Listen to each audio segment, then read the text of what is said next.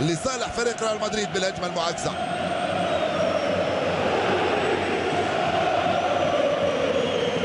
الركنية الثانية للريال دائما في التنفيذ مسعود اوزيل. كرة لن تكون باتجاه الحارس. القائمة الثانية كرة صعبة رونالدو. جول جول جول جول جول جول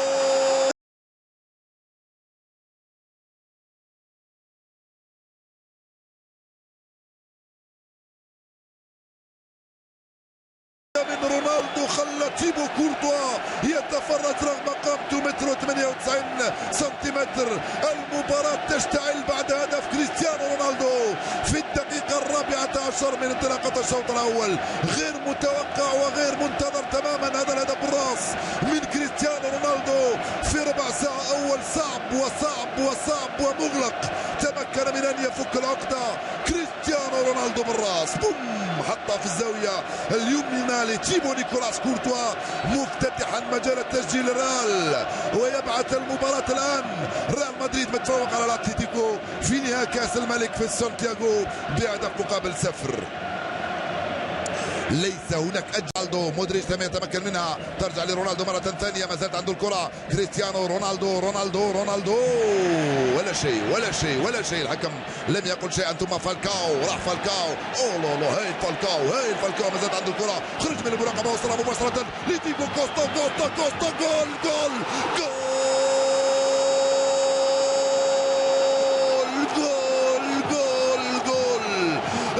هدف رائع جدا من ديجو كوستا يعدل النتيجة لصالح الاتليتيكو.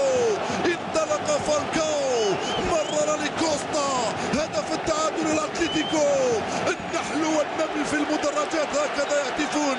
سيميوني فرح والاتليتيكو يعدل النتيجة في الدقيقة 35 عندما ترك لفالكاو بعض السنتيمترات والامتار كذلك. شوف فالكاو ماذا فعل هنا. استلم زوج لاعبين صاروا 3. راوغ الاول ثم الثاني مرر على طبق ناحيه ديجو كوستا. انطلق خرج وجها لوجه.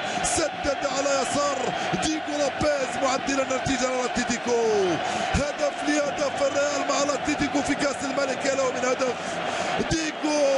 ديجو كوستا يرد على رونالدو وينفرد برياده هدف كاس الملك. صار برصيده الان ديجو كوستا 8 اهداف. ولكن المهم ليست 8 اهداف ولا 7 ولا 20. المهم هو التتويج بكاس الملك. ديجو كوستا البرازيلي يعدد للاتليتيكو ويرد على هدف رونالدو يا سيميوني. على فكرة سيميوني سبق له أن لعب نهائي كأس الملك وسبق له أن فاز أيضا بكأس الملك في 10 أبريل سنة 96. من هناك على يسار الحارس ديجو لوبيز. كوكي ينفذ الركنية في القائمة الأول والدفاع يخرجها. رجعت له كوكي مرة ثانية من عند هيغوايين. هاي صعبة والهدف جول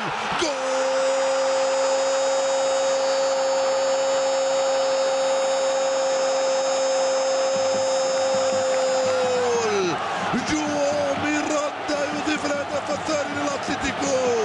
قلت لكم هاي صعبة الكرة هذه. كوكي يحطها فوق راس ميراندا والهدف الثاني في الدقيقة 98.